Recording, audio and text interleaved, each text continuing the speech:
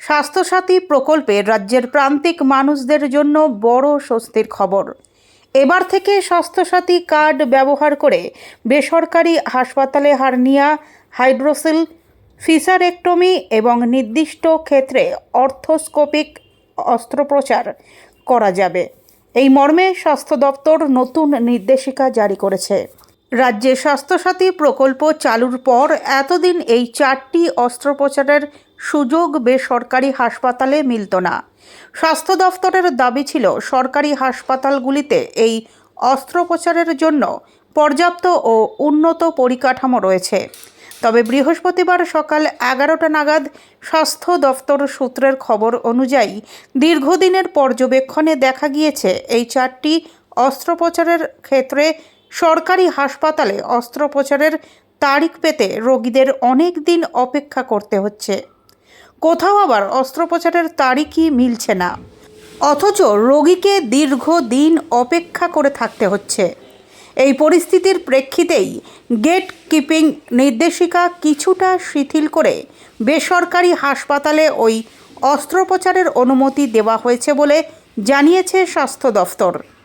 নতুন নির্দেশিকা অনুযায়ী কোনো সরকারি হাসপাতালে যদি হার্নিয়া, হাইড্রোসিল অথবা ফিসারেক্টমি অস্ত্রোপচার করতে সমস্যা থাকে এবং সংশ্লিষ্ট চিকিৎসক যদি তা লিখিতভাবে উল্লেখ করে দেন, তাহলেই রোগী স্বাস্থ্যসাথী কার্ডের মাধ্যমে বেসরকারি হাসপাতালে ওই অস্ত্রোপচারের সুযোগ পাবেন।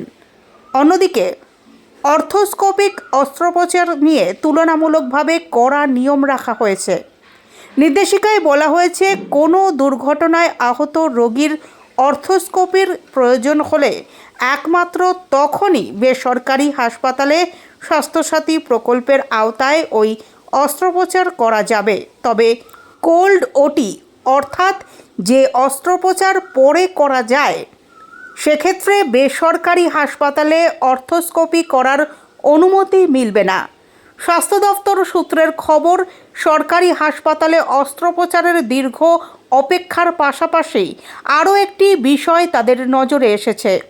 অভিযোগ, সরকারি হাসপাতালের এক শ্রেণীর চিকিৎসক ইচ্ছাকৃতভাবে নানান কারণ দেখিয়ে ওই সব অস্ত্রোপচারের রোগীকে বেসরকারি হাসপাতালে পাঠিয়ে দিচ্ছেন।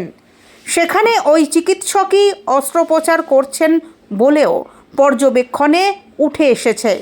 এই ধরনের পরিস্থিতি রুখতে নতুন নির্দেশিকায় অস্ত্রোপচার কারা করবেন তা স্পষ্ট করে দেওয়া হয়েছে।